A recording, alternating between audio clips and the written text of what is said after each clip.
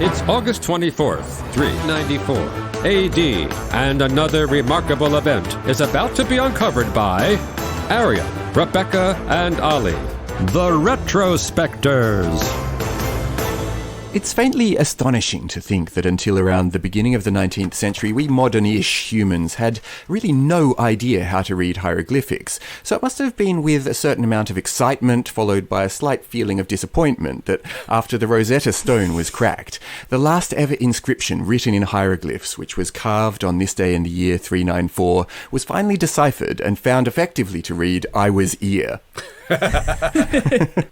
Yeah, more specifically, before Mandulis, son of Horus, by the hand of Nesmeterakhem, son of Nesmeta, the second priest of Isis, for all time and eternity. Words spoken by Mandulis, lord of the Abaton, great god. And it was written in hieroglyphs, and then it was written underneath in Demotic, which we'll get into, but it's kind of like a handwriting version of hieroglyphs. And that Demotic inscription added that today is the birthday of Osiris, his dedication feast, year 110, which is the reason we're able to date it to this precise day. And the person who created this carved figure of the god was a priest, and in that less formal bit of writing underneath, he also mentions the name of his mother, Ezeweret, which is just classic graffiti stuff, isn't it? Like, here for posterity is the name of my mum. I mean, he's a priest. He's supposed to be writing down the words of God as they come through him, but he takes the time to say, my dad was this guy and this was my mum. Yeah, it's like a cross between a CV, a family tree, and a pledge of devotion. But it's a succinct reminder of the purpose of writing things down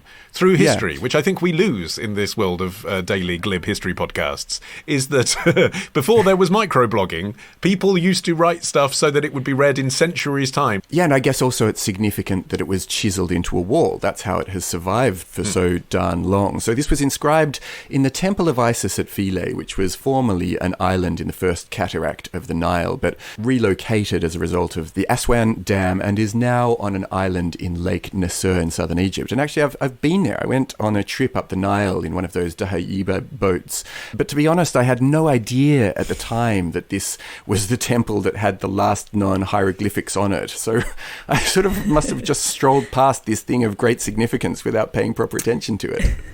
And although the inscription doesn't seem to be the most exciting message in the world, there is quite a lot that we can take from it. One thing is that Philae actually also contains the last Demotic inscriptions, this less formal version of hieroglyphs, and that was inscribed about 100 years after this. And what is seen in a lot of those late inscriptions is a lot of names, just like in this one, a lot of family names. And what historians think is that by the end, so by about the mid-400s, there was only possibly one family that was still upholding these traditions. At this point, hieroglyphs had been limping along for a few centuries. They had been almost completely displaced as a used script that anybody would have known. So by this point, the reason that people were writing family names so much could have been that it was really only this family that was still paying attention. And the year 110 in the inscription refers to the reign of Diocletian, who was long dead at this point, of course. He was seen as the last pagan emperor before the Christianized Roman emperors who cracked down on the pagan temples and the pagan religion. So it's kind of touching, I think, that they were still hanging on to the reign of this long dead emperor because it was considered their one remaining link to Egypt's pagan religion. Yeah, and Diocletian is also very significant to the story of why any sort of pagan belief and practice was going on at this particular temple, because he had shifted the Egyptian borders of the Roman Empire back to Aswan, and this border change left Philae outside of the empire, which allowed the temple to survive. And so it was possible for this temple at Philae to endure due to the patronage, actually, of this Blemi tribe who lived in the Red Sea Hills, and they followed the old Egyptian religions. And I think that makes the part of the inscription where the priest says he wishes it will last for all time and eternity particularly touching. He was aware that he was the last of his kind. Yeah, it's not, look on my great works, ye mighty in despair. It's just like... Still here. Yeah, still here. I'm the last person who can do this. Well, and he knew that almost nobody would have been able to read the hieroglyphs by this point. We were talking about the Christianization of Egypt, but even before that, Alexander the Great conquered Egypt in 332 BC, and that kicked off centuries of Greek rule, including setting up Greek colonies, imposing Greek culture, building new cities, and all of that contributed to Greek slowly displacing Egyptian, particularly in the cities, and hieroglyphs were replaced by the Coptic alphabet, which was derived from Greek, and that was being used to write Egyptian. So hieroglyphs just weren't useful for ordinary people anymore. And there is actually, this is how hieroglyphs do live on in a weird way. The Coptic language language is not spoken by anyone as a native language anymore, but it is still the liturgical language of the Coptic Christians. So some of those letters in the Coptic alphabet do come originally from hieroglyphs. So in a weird way, they do still exist, kind of, in a tiny way.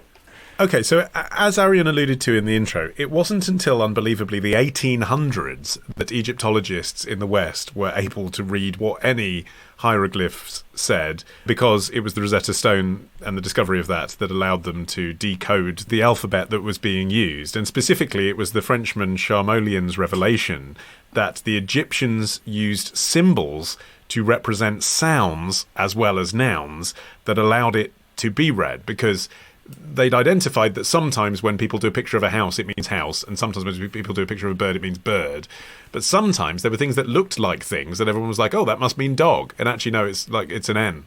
Once they worked that out, then they could actually begin to read what was being meant. So even though it is quite a pedestrian inscription, it still must have been really exciting to hear these words, unmediated via classical scholarship, unmediated via the Bible, hearing what ancient Egyptians actually sounded like, although they don't use vowels, do they? But nonetheless, basically what they sounded like.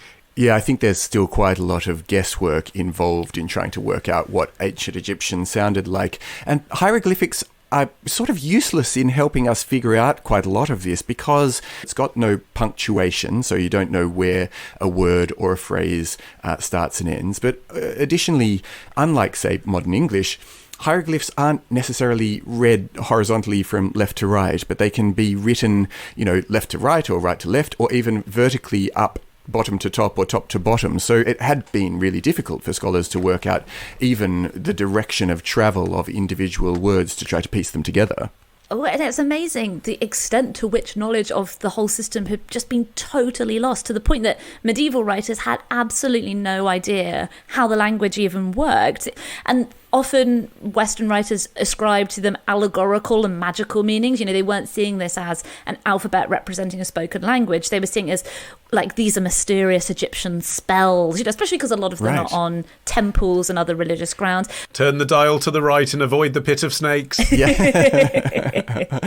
I think obviously part of it is that hieroglyphs have been dying out for such a long time before this final inscription. And also the fact that even in the first place, only a very small handful of elite people knew how to read them, and that was the priestly class. The whole reason that the Demotic script was invented was because a written language became more useful for more people as Egypt developed. So you had merchants, etc., who needed to be able to write messages and keep records. So they developed this sort of handwriting-y version. But there were only ever a tiny, tiny class of people who actually knew how to write and read the full hieroglyph inscriptions. So who were they really trying to communicate with? I mean, I suppose it does matter that your priest and noble class thinks that you're a pretty worthy leader. But at the same time, literacy was just so fractional back in ancient Egypt. About 10% of the wider population is top estimate. It's unsurprising in a way that this script died out. But it's also amazing that 10% of the population was literate, given that books hadn't been invented. Right, true. I mean, I still think it's incredible that they developed this alphabet and this system, and quite a lot of complexity too. So in addition to the ideograms, which are the ones that show what they mean, like the picture of the bird meaning a bird, and the phonograms, which are the ones that tell you what sound things have, they also had determinatives, so signs which indicate what kind of meaning the previous word had. So you could write an ideogram and a phonogram that could then actually only really be correctly interpreted by the use of the determinative afterwards. It's quite sophisticated, isn't it? One of the things I discovered is that the second oldest joke in recorded human history is apparently written in hieroglyphs. It derives from this incredibly old storybook known as the Westcar Papyrus from 1600 BC. And I should say up front that any comedian who tried to deliver this today would immediately get A, booed off stage, and B, probably also cancelled. But anyway, it goes, how do you entertain a bored pharaoh?